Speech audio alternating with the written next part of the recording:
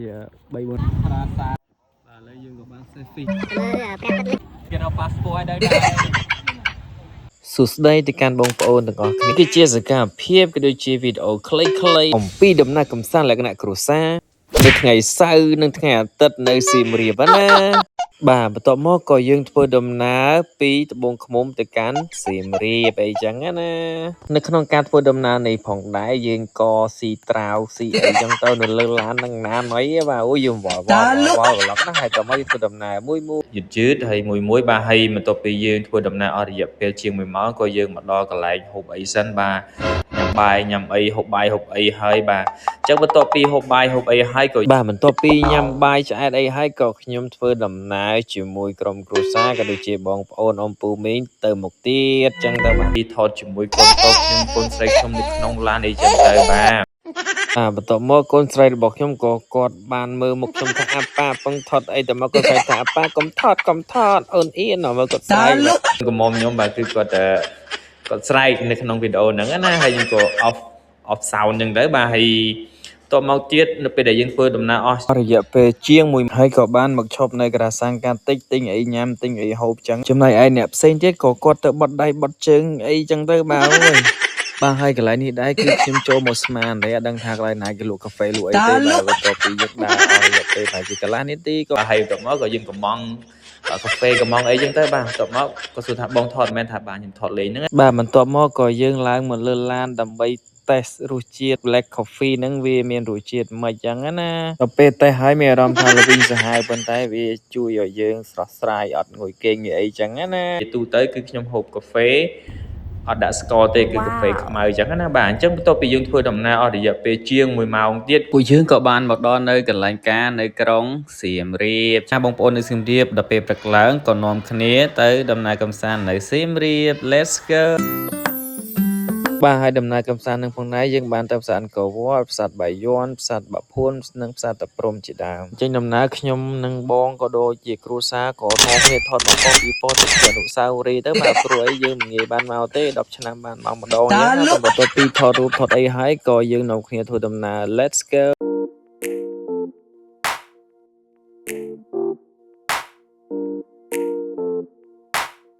នៅក្នុងវីដេអូហ្នឹងខ្ញុំនិយាយបងថ្លៃខ្ញុំថាកើអញ្ចឹងណាក៏ពិតគាត់មិនមែនជាកើទេបាទម៉ែយើងនេះបាទនៅក្នុងការធ្វើដំណើរនេះផងដែរគឺយើងជិះម៉ូតូហ្នឹងគឺអស់60000អញ្ចឹងណាបាទអស់60000ហ្នឹងគឺយើងដើរលេងមកជុំនៅក្នុងប្រាសាទហើយបន្ទាប់មកក៏យើងបានផ្តិតនៅ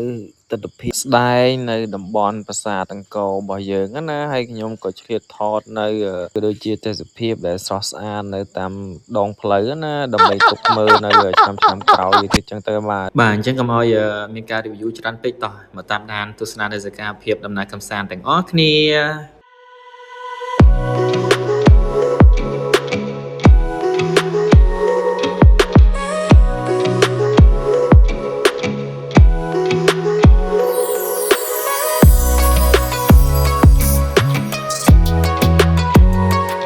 បាទបន្ទាប់ពីធ្វើដំណើរអស់រយៈពេល5នាទីក៏បានមកដល់នៅប្រាសាទអង្គរធំ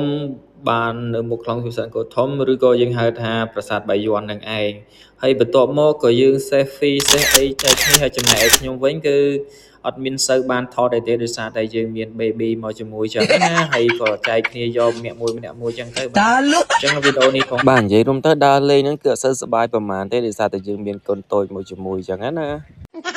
ហើយអ្នកដែលមិនទាន់មានគ្រួសារអីគឺនឹងអត់សុបាយបាទមកលេងនឹងអង្គរអញ្ចឹងណាបាទហើយទៅមកក៏យើងធ្វើដំណើរពីមុខអង្គរធំទៅចូលទៅក្នុងបាទដើម្បីមកទស្សនានៅទិដ្ឋភាពជាក់ស្ដែងនៅក្នុងប្រាសាទអង្គរធំឬបន្ទាប់មកយើងក៏បានមកដល់នៅប្រាសាទបាយ័នបាទនៅក្នុងតំបន់ប្រាសាទបាយ័នគឺមានអារម្មណ៍ថាត្រជាក់ស្រស់ស្រាយគឺយើងមើលទៅគឺមានអារម្មណ៍ថាអូយបុព្វបុរសខ្មែរយើងពិតជាអស្ចារ្យមែនទែនបាទសម្រាប់គំនិតរបស់ខ្ញុំណាខ្ញុំគិតថានៅលើពិភពលោកមានតែបុព្វបុរសខ្មែរយើងទេដែលអាចកសាងប្រាសាទដែលមានអាយុកាលរាប់ពាន់ឆ្នាំបន្តនៅរហូតមកដល់បច្ចុប្បន្នបាទហើយនេះគឺជាទិដ្ឋភាពជាក់ស្ដែងនៅប្រាសាទបាយ័នណាគឺយើងហៅថាប្រាសាទអង្គរធំនឹងឯងបាទគឺស្អាតមែនទែនណាបាទហើយបន្ទាប់មកខ្ញុំក៏បានស៊ូមដើម្បីឲ្យមើលកាន់តែជ្រិតណាគឺមានអារម្មណ៍ថា amazing គឺអស្ចារ្យអច្ឆរិយៈមែនទែនបាទហើយបន្ទាប់មកយើងក៏ធ្វើដំណើរមកជុំវិញប្រាសាទហ្នឹងទៀតទៅបាទហើយ នៅក្នុងការធ្វើដំណើរនឹងផងដែរគឺនៅក្នុងតំបន់ប្រាសាទអង្គរវត្តធ្វើដំណើរនៅក្នុងតំបន់ប្រាសាទគឺម៉ូតូមិនថាឡានទេបាទគឺគេមិនឲ្យជីបញ្ច្រាស់ទេបាទអញ្ចឹងកន្លែងនេះគឺជាចំណេះដឹងមួយគឺជាចំណុចមួយដែលបងប្អូនទាំងអស់គ្នាត្រូវយល់ដឹងទាំងអស់គ្នានៅពេលដែលមានពេលវេលាក៏ដូចជាឱកាសមកលេងនៅប្រាសាទអង្គរធំប្រាសាទអង្គរតូចណាបាទហើយបន្ទាប់មកខ្ញុំក៏បន្តផ្តិតនៅរូបភាពចេញពីតំបន់ប្រាសាទអង្គរធំឬក៏យើងហៅថាប្រាសាទបាយ័នយើងនឹងឯងហើយក្នុងការធ្វើដំណើរនេះផងដែរគឺខ្ញុំធ្វើដំណើរជុំវិញប្រាសាទអង្គរធំបាទហើយបន្ទាប់មកខ្ញុំជិះមួយជុំប្រាសាទហ្នឹងប្រហែលជា3នាទីដែរហើយបន្ទាប់មកក៏យើងបានមកដល់នៅខាងមុខបាទបន្ទាប់ពីមកដល់ខាងមុខហើយយើងនៅចាំអីទៀតក៏នាំគ្នាចុះមកហើយក៏ថត selfie មកប៉ុស្តិ៍ពីរប៉ុស្តិ៍ទុកជាអនុស្សាវរីយ៍ទុកជាអនុស្សាវរីយ៍អញ្ចឹងទៅបាទនិយាយរួមទៅយើងងាយបានមកទេបងប្អូនសំលុយម្ដងបានមកប្រហែលជា10ឆ្នាំអីបាទអញ្ចឹងបាទហើយនៅក្នុងការថតនៅក្នុងតំបន់ប្រាសាទគេយកមកប៉ុស្តិ៍2000រៀលបើសិនបាទបងប្អូនមកលក្ខណៈជាគ្រួសារអត់មានអ្នកកាន់កាមេរ៉ារូបណាក្រិចគឺយើងបោះចោលទៅបាទចំណែកខ្ញុំវិញគឺថតតែជាស្អាតពួកឯមនុស្សវាក្រិចស្រាប់ហ៎បាទបន្ទាប់ពីយើងដើរលេងនៅប្រាសាទបាយ័នក៏បន្ទាប់មកក៏យើងមកលេងនៅប្រាសាទបាភួនបាទនេះគឺជាប្រាសាទបាភួនដែលនៅជិតប្រាសាទបាយ័នយើងនឹងឯងការខ្ញុំមកលេងនៅក្នុងឆ្នាំ2019ហ្នឹងគឺខ្ញុំបានមកលេងត្រឹមតែប្រាសាទបាយ័នទេហើយក៏អត់ដឹងថាប្រាសាទបាភួននៅក្បែរប្រាសាទបាយ័នដែរចប់តែម្ដងបាទអើយបាទបន្ទាប់មកក៏ឃើញមានបងប្អូនគាត់មកថត pre wedding នៅទីតាំងប្រាសាទបាភួនណាចានិយាយវិញហ្នឹងការបានដល់គូនឹងគេបន្ទាប់មកក៏ខ្ញុំបានមកទស្សនកិច្ចនៅប្រាសាទតាព្រំបាទអញ្ចឹងពុកម៉ែបងប្អូនគាត់ជាស្គាល់ហើយអ្នកខ្លះក៏មិនស្គាល់អញ្ចឹងទៅបាទប្រាសាទតាព្រំគឺមានដើមឈើមួយដែលដុះនៅលើប្រាសាទហ្នឹងគឺជាដើមស្ពង់បាទហើយមានអាយុកាលជាង300ឆ្នាំដើមដែលដុះនៅលើប្រាសាទហ្នឹងគឺឈ្មោះដើមស្ពង់បាទអញ្ចឹងវារស់ជាមួយនឹងអាកាសធាតុដែលក្តៅណាយល់វា grow with dry season គឺវាធន់ទៅនឹងកម្ដៅមែនតើបាទបន្ទាប់មកក៏យើងបានដំណើរកំសាន្តនៅភ្នំបាខែងនៅពេលល្ងាចបាទគឺខ្ញុំដើរនេះផងដែរគឺមានបងប្អូនជាច្រើនក៏នៅពីក្រោយអញ្ចឹងណាហើយខ្ញុំពីអ្នកកូនកំមុំរបស់ខ្ញុំគឺថតពីសម្រាប់ឡើងលើភ្នំបាខែងក្មេងក្រោមអាយុ12ឆ្នាំគឺ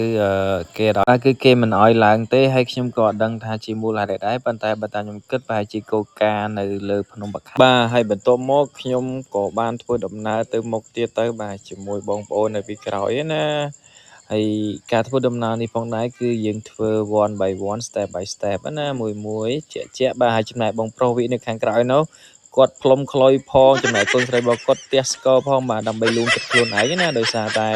កូនប្រុសពៅរបស់គាត់គឺគាត់ជិះនៅលើកប៉ារបស់គាត់ថាមកតែម្ដងនឹងទេកូនអើយលើកទី2ប៉ាលេងមកហើយបើកូនមកអត់ជួយដើរផងលេងកូនមកជិះលើកប៉ាអញ្ចឹងបាទចំណែកបងស្រីគាត់ក៏លាបទឹកលើមុខកូនស្រីខ្ញុំអញ្ចឹងទៅបាទដោយសារគាត់ឃើញគាត់ហូរញើសក្តៅអញ្ចឹងណាតមកក៏យើងឈប់សិនអញ្ចឹងទៅបាទបន្ទាប់ពីឈប់អស់រយៈពេលប្រហែលជា1នាទីក៏ធ្វើដំណើរទៅមុខទៀតមើលឆ្វេងស្ដាំលើក្រោមទៅបាទក្នុងការធ្វើដំណើរនឹងផងដែរគឺយើងធ្វើដំណើរដោយថ្មើរជើងទាំងអស់គ្នាណាជាមួយបងប្អូនបាទអូយបើកាលពីជំនាន់ខ្ញុំមក2019នោះគឺគេមានសត្វដំរីនៅខាងមុខមួយណាអ្នកដែលចង់ជិះឡើងមកលើភ្នំបាខែងដូចជាអស់$20ណាកាលពីមុនប៉ុន្តែឥឡូវដូចជាអត់មានទេសត្វដំរីប្រហែលជាគេយកទៅអភិរក្សក៏ដូចជាយកទៅកន្លែងសួនសត្វអីចឹងណាបាទបន្ទាប់ពីយើងដើរអស់រយៈពេលជាង15នាទីម្នាក់មុខក៏រៀងសពូនរៀងសងប់ស្ងាត់បែកញើសហូរអីចឹងទៅបាទចំណែកកូនកំមុំខ្ញុំវិញគឺញើសផ្លងពេញក្បាលតែម្ដងបាទហើយគឺខ្ញុំតស៊ូមែនតើហើយចំណែកបងប្អូនខាងក្រោយនោះគឺបងប្អូនសិស្សសាលាដែលគាត់រៀននៅសៀមរាបណាបាទហើយបន្ទាប់ពីយើងធ្វើដំណើរអស់រយៈពេលជាយូរម៉ែក៏យើងបាទហើយបន្ទាប់មកក៏យើងធ្វើដំណើរតទៅទៀតអញ្ចឹងទៅបាទចំណែកកូនស្រីរបស់ខ្ញុំគឺដេកល្មមពេលឃើញស្រីស្អាតលើកដៃគឺគាត់ភ្ញាក់តែម្ដងបាទហើយអូនគាត់ឃើញគាត់ហៅលេបាទហើយអ្នកដើរនៅខាងមុខហ្នឹងគឺជាកូនស្រីច្បងរបស់បងប្រុសវិឈ្មោះលីដាណាដើរយកនៅខ្លួនមិនចង់រួចទេបាទហើយចំណែកឯប្អូននៅខាងក្រៅនេះដែលជាសិស្សសាលានៅសៀមរាបនេះគាត់ឃើញកញ្ចនាក៏គាត់នាំលេងនាំអីចឹងទៅគឺគាត់ចង់លេងជាមួយកូនស្រីរបស់ខ្ញុំដែរអញ្ចឹងណាប៉ុន្តែធ្វើម៉េចដោយសារតែជួយយោងតែមកខ្លួនសិនទៅអូនចាំទៅដល់លើចាំលេងអញ្ចឹងណាហើយនៅក្នុងការដើរនេះផងដែរគឺមានបងប្អូនពីក្រោយគាត់មករៀងច្រើនដែរបាទហើយនេះខ្ញុំ ដើររៀងយឺតស្រាប់មួយសន្ទុះមកក៏បងប្អូនក៏ដូចជាផោរយាហើយចែអ៊ំអីគឺដើរមកទាន់គ្នាតែម្ដងមកហើយឥឡូវក៏យើងបន្តដំណើរតទៅមុខទៀត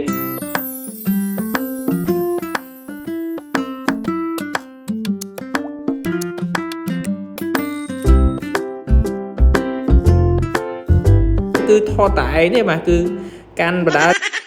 ថតដែរហើយមិនដឹងថាមិនណាទេហើយនៅក្នុងវីដេអូហ្នឹងរៀងវល់ដែរដោយសារឃើញរូបទៅខ្លួនឯងច្រើនអញ្ចឹងបាទហើយចំណែកឯអ៊ំស្រីអ៊ំហៀបាទគាត់ថាអើយសប្បាយណាស់អញអើយអាលើកក្រោយលែងចង់មកហើយសប្បាយណាសប្បាយលើកក្រោយលែងចង់មកបាទចូលថែមខ្លួនឯងនេះបាទហើយគឺសប្បាយមែនមើលទៅបាទជួបមកបងប្អូនបានឃើញនៅក្នុងវីដេអូអញ្ចឹងណាអ្នកខ្លះអ៊ីវកូនអ្នកខ្លះតកូនអ្នកខ្លះកាន់អីយកតែមកខ្លួនកាន់ទឹកកាន់អីចឹងទៅបាទអូយដឹងណាណីទេខ្ញុំវល់ខ្ញុំមានអីទេមានតែកូនកំមុំបាទគឺកំសត់មែនប៉ុន្តែនៅតែតស៊ូព្យាយាមទៅមុខទៀតចឹងណាដើម្បីហេតុតែចង់ទៅឃើញនៅលើ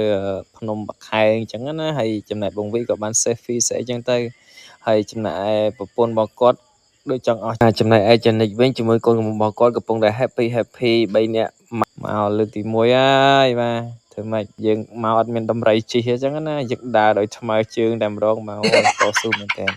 ក្នុងការដើរនេះផងដែរចំណាយពេលដូចជា30នាទីដែរបាទយើងដើរលេងណាបាទហើយបន្ទាប់ពីយើងដើរអស់រយៈពេលជាង30នាទីក៏យើងបានមកដល់ប្រាសាទដែលនៅលើភ្នំបាខៃបាទនេះគឺជាជញ្ជាំងវានៅខាងណាហើយចំណែកឯបងវិទ្យាថាអើយអញលេងមកហើយលើកក្រោយឯងមកជិះតកោអញអញ្ចឹងណាហើយកូនគាត់បានយល់ពីអីចឹងទៅបាទយកខ្លុយ sorry បាទហើយបន្ទាប់មកខ្ញុំក៏បានថត selfie ដែរឯងអីចឹងទៅដឹងណាណីទេពេលហ្នឹងគឺបងប្អូនគាត់ខ្លះនៅក្រោយខ្លះទៅមុខចឹងទៅបាទហើយយើងអត់មានធ្វើអីមានកាន់កាមេរ៉ាថតពកូនកំមុំដើរពេញនឹងប៉ាត់ណាតប៉ាត់ណៃចឹងទៅបាទហើយបន្ទាប់មកទៀតក៏យើងធ្វើដំណើរមកមុខទៀតហើយនៅពេលនេះគឺខ្ញុំបានខ្ញុំក៏បាន zoom ទៅលើប្រាសាទដែលលើព្រំខៃណាហើយបន្ទាប់មកខ្ញុំក៏បានថតពីនេះពីនោះមិនដឹងនិយាយអីណាណីទេបាទញ៉ាំទឹកនោះគាត់ឥឡូវយើងមកដល់នេះហើយមកដល់ហ្នឹងដែរមកខៃដែរមកណាវីដេអូហ្នឹងគឺវល់ដែរហ្នឹងអត់យល់ដែរហើយមកមើលខ្លួនឯងដេកស្រែកតែមកយកមក review ឡើងវិញទៅប្រហែលសកម្មភាពដឹងស្អីស្អាតទេអត់ចង់ឲ្យលឺសលេងស៊ីនដឹងណាណីនិយាយអត់ដឹងក្បាលកតុយបាទហើយបន្ទាប់មកក៏ខ្ញុំបានឡើងទៅលើភ្នំបាខែងឡើងទៅលើប្រាសាទបាទហើយខ្ញុំឡើងហ្នឹងគឺខ្ញុំលួចឡើងទេបាទហើយកូនប្រពន្ធអីនៅក្រោមបាទខ្ញុំ